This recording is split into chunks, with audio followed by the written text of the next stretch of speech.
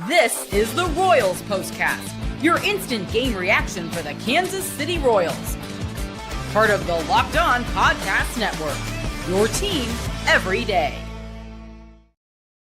Welcome into the Royals Postcast on the Locked On Podcast Network, your team every day. I'm your host, Chance Liebau, and I'm here to bring you reaction to every single Royals game the rest of the way. Follow me on Twitter at Chance Liebau. That's at ChanceLiebau. If you cannot make a show live, don't worry. These episodes are always uploaded for you to listen to on demand, wherever you get your podcasts. Thank you for making the Royals Postcast and the Locked On Royals podcast your first listen of the day. Before we get started, remember to subscribe to the channel and turn on our notifications so that you get an alert whenever we go live. Thanks so much for joining the show, and feel free to join the live chat. Let me know your thoughts on the game, and I'll do my best to respond to your comments. Getting some comments in here. Obviously, Royals win tonight. A 8-5 Royals win. 6 hits all night for the Royals. Not often you see this Royals team, or any Royals team for that matter, score more than they hit. And that was what they were able to do tonight. 8 runs on 6 hits. And Vinnie Pasquantino was the hero of tonight's game. I don't think many of us would have seen that coming. Vinnie Pasquantino has been in a massive slump here recently. I know that Parker, who's a fan of the show, one of our biggest fans, saying, where are the Vinnie haters at tonight? Man, I don't know if I'd say I'm a Vinnie hater, but I was more of a realist. He's got to get better if he wants to be in that 3-hole. And before we get into it, obviously, let's get into what you'll be talking about. This is what you'll be talking about. All right, so I'm not a Vinnie hater at all. I like Vinnie. He's a great guy for this team. My biggest gripe with Vinnie has been his regression when it comes to what he does best and what he did best when he got up to this team.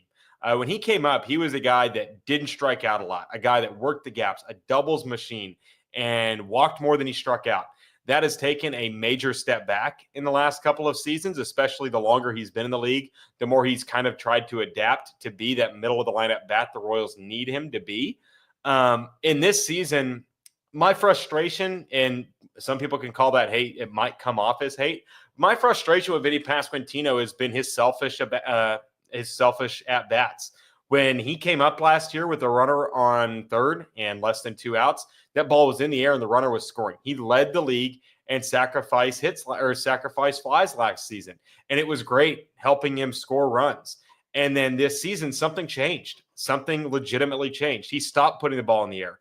From the All-Star break on, I have continuously hammered home that Vinnie Pasquantino has to be better in the middle of that order. He has to be better in that 3-hole. The run scoring position, the 3-hole, has to be better there, because too many times this season he's come up with runners in scoring position or a runner on third in less than 2 outs, and he has not gotten the job done. He just has not been a very selfless player. He has put the ball in the ground. He has popped it up. He just has not done a very good job. Maybe it's the pitchers being able to adjust. I'm not saying that he is the only one at fault. It takes 2 to tango. Baseball is a push and pull sport where you have to take what the pitcher gives you. And so maybe there's just been a bit of a different approach this season for Vinnie Pasquantino at the plate, given what he's been seeing up at the plate. But Vinnie tonight had an excellent game. Hits a sacrifice fly. Great base running by Michael Garcia. We'll get into that in a little bit, because I was a big fan of Michael Garcia's game today. I am going to, at one point in this show, raise my hand as I was wrong, but that'll be in a little bit. That might be the last thing we do on the show, so some people don't see it. I don't want to admit that I'm wrong in front of a lot of people. But with Vinnie, Michael gets over to third in the first inning. Great base running by Michael Garcia, going first to third on a ground ball. Give 100% credit there to Michael Garcia, putting himself in scoring position. Vinnie finally puts the ball in the air, and he said it in the postgame. He said in the postgame that he just had not been doing it enough. He had not been putting balls in the air enough, getting sacrifice flies with runners in scoring position. That just had not been something he had done enough this season. And for him to openly admit that, I think it's great, because obviously he needed to wear it. He needed to at least come to that consensus. And I think we're finally there with Vinnie. And then in his, I believe it was his second at bat, was able to to slap a ball barely over the fence. I mean, barely over the fence. That ball was scorched, an absolute line drive. Let me see the savant on that home run from Vinnie, because that was a absolute slap. 93 off the bat, a homer in 26 of 30. He was able to get that ball out. So maybe not hit as hard as a line drive, but barely gets out in the right field corner. And then obviously late in the game, being able to score another run, adding on, fuel to the fire, being able to continue to add on. My biggest takeaway from this Royals game tonight, the Nationals get 1 in the 5th, 1 in the 6th. The Royals get 3 in the 6th. The Nationals get 2 in the 7th. The Royals get 1 in the 7th. Did the Nationals get 1 in the 8th? Yeah, they did, but the Royals really didn't need to add that much. They were honestly close to adding in the end. The Royals were able to answer. When they had a lead, they were able to continue to add on to it. They were continuing to keep throwing logs on the fire, continuing to add to that offensive lead. And that's something that they just have not done at points this season. We've talked about the Royals. Say what you want about them. They are not a good comeback team, but this bullpen is really good at pitching with a lead, in my opinion, at least, from what I've seen. They have been able to hold leads this season. There's not been very many blown saves this season for this Royals bullpen.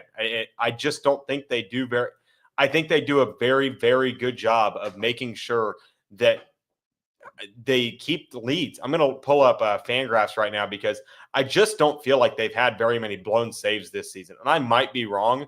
They are currently 15 blown saves all season. They are tied for 5th in blown saves. So, like 5th is good. 5th is good.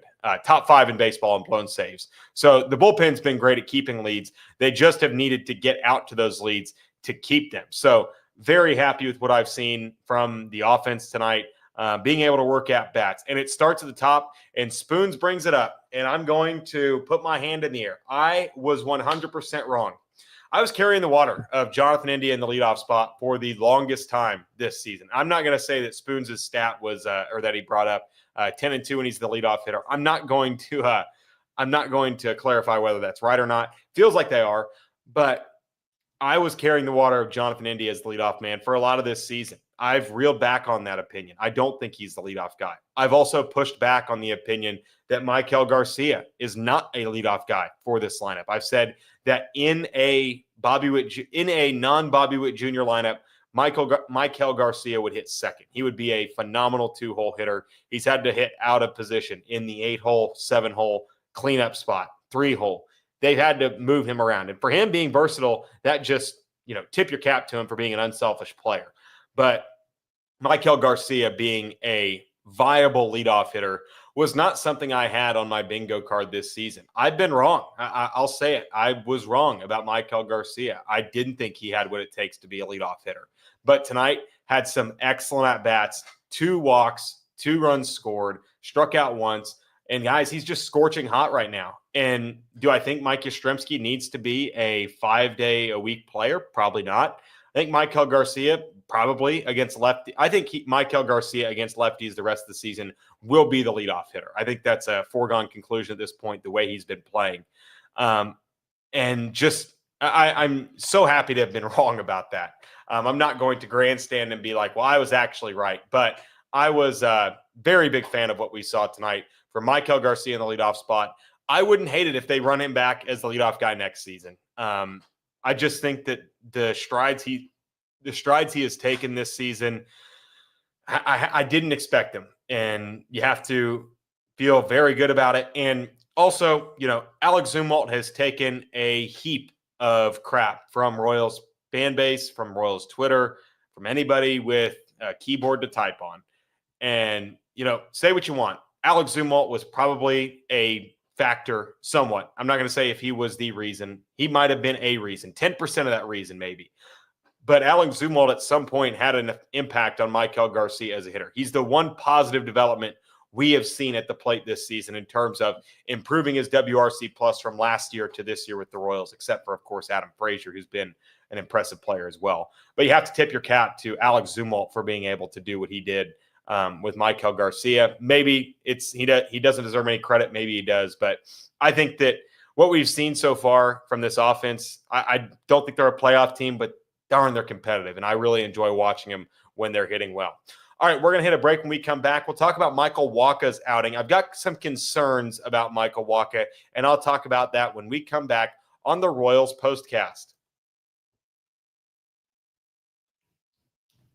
If you're running a business, you know that every missed call is money left on the table. Think about the last time you had a service emergency, like a burst pipe. If the first plumber didn't answer, did you wait? No, you called the next one. That's why having a reliable business line is so important, and that's why you need OpenPhone. OpenPhone is the #1 business phone system that helps you streamline and scale customer communication, all from an app on your phone or computer. Did you juggle 2 phones just to keep business and personal calls separate? OpenPhone solved that instantly. OpenPhone is offering Locked On Royals listeners 20% off your first 6 months at openphone.com/LockedOnMLB. That's OpenPhone.com/LockedOnMLB. And if you have existing numbers with another service, OpenPhone will port them over at no extra charge. OpenPhone, no missed calls, no missed customers. Today's episode is also brought to you by FanDuel. August 26th is officially FanDuel Futures Day, a brand new holiday for football fans who live for bold predictions and preseason hunches. For just 24 hours, FanDuel is giving you deals on NFL season predictions, whether you're calling your MVP, eyeing a long shot division winner, or ready to crown your Super Bowl champ. Before week 1 even kicks off. This is your moment. So take a flyer on the MVP race. I'm going to pull up my bets here because I placed a couple of futures bets today in on the NFL. I placed a MVP bet earlier today on pulling it up right now. Baker Mayfield. I had Baker Mayfield as my MVP of the season, and then also Super Bowl tickets on the Chiefs and the Bills. And some feisty division winners. I like the Panthers a little bit. I like what I've seen from Bryce Young, and I'm a Bryce Young believer. And you can do the same at FanDuel. Visit the FanDuel app today and start planning your futures bets now, because Futures Day is one day and one day only. FanDuel, play your game. All right. Michael Wacha has been okay recently. I had a great outing in Toronto. But the one thing I do have concerns about is this right here. I'm putting it up on the screen. Michael Wacha's last 6 outings. Here are his pitch counts: 79, 74, 100. That was the Blue Jays outing. 80, 78, and 83. That's not great from a guy you just gave a 3-year contract to. And I don't know, his numbers third time through the order are very concerning. Gave up 2 earned runs today. Was pretty good. I mean, he retired 13 of the first 14 in today's game. Really didn't have a bad outing by anybody's standards, I don't think. I think that he was perfectly fine today. I think he was able to at least give you a viable outing. But my concern comes with the fact that he's in the first year of a 3-year contract, and you're not really feeling comfortable with him pitching third time through the order. Now, maybe there's an offseason change that they're going to make. I don't like making tweaks to a pitcher's arsenal, to a pitcher's delivery midseason. That's not the time to do it, in my opinion. I think that Michael Wacha has been just as solid as they need him to be. And maybe today didn't give them what they needed, because they were depleted as a bullpen. Serpa was off the table. Estevez was off the table. I thought John Schreiber could have potentially been off the table. And so you needed a long outing from Michael Wacha, and you just didn't get enough today. We had to see Sammy Long today. We had to see John Schreiber for a second straight day. I made a tweet today about Taylor Clark. Guys, he's second in all of Major League Baseball in WHIP among guys with 30 or more innings pitched. And for the league minimum, you're going to take that. But I just feel like Michael Wacha, you need to protect him a little bit more. If I were resetting the rotation, obviously they didn't know that Bailey Falter and Ryan Berger would be factors in the rotation. They obviously didn't know that Chris Bubich was going to be out for the season, and they had no idea how long Michael Lorenzen was going to be down. But if I were Matt Quatrero redesigning this rotation, if I had another All-Star break where I could set a rotation, I would protect Michael Wacha with a guy in front of him that you know is going to give you 6 innings or at least good work innings, and a guy behind him that you're going to get innings from. Because if you can only rely on Michael Wacha to give you 5 2/3 innings every outing, then you can't have a guy going before him like Bailey Falter that needs 4 relievers to pitch after him to get you through a 9-inning game. You need to have a rested bullpen with some tricks up your sleeve ready to go. And they didn't have that tonight. They were able to work their way to a victory thanks to a great offensive performance. But 5 runs is a lot to give up, especially when the bullpen gave up 3. I think Taylor Clark is fine. I don't think that tonight's outing had anything to do with the way I feel about him. But you need to have a rested bullpen when Michael Wacha pitches, because if you're not going to throw him more than 85 pitches, you at least have to have a break glass in case of emergency plan in case all, you know what breaks loose. But I thought tonight's game for Kansas City was just fine. They now are back to 500. If they win tomorrow, they'll be back over 500 for the first time in what Lefevre said was 2 months. I think that, a lot of people want to talk playoffs. I'm not going to talk playoffs. You can do that if you want to. I will allow you. I am not going to, at any chance, talk you out of a postseason, flyer. But I don't think it's I don't think it's a probability. I think it's a possibility. I don't think it's a probability. But for the Royals, just keep chipping away. Just keep hitting the stone. Pound the stone. That's the football adage. Just keep pounding the stone every day. Take it one day at a time. I don't think the Tigers are a replicatable thing that they did last year. I don't think that's replicatable. But I think that you can obviously pencil this team in for 80-ish wins on the season. But I appreciate you guys for being here. Hyatt is over here chewing on his bone, so you guys can't see him tonight. Sorry about that. But I appreciate you guys for being here. Tomorrow we'll go live around 3:45, 4 o'clock, because the Royals have a day game tomorrow, wrapping up the series with the Nationals, and then a day off on Thursday. So be sure to join tomorrow's show, because I want to talk to you guys. Appreciate you guys always being in here. The usuals, the regulars, we appreciate you guys. If you guys could like the video and continue to flood the comments. If you have questions, if you're watching this after the fact, I try to go back and watch, at least check out some of the comments. If somebody has a question or a comment or a concern, if they have a problem with the podcast, I'll obviously be happy to answer any kind of questions.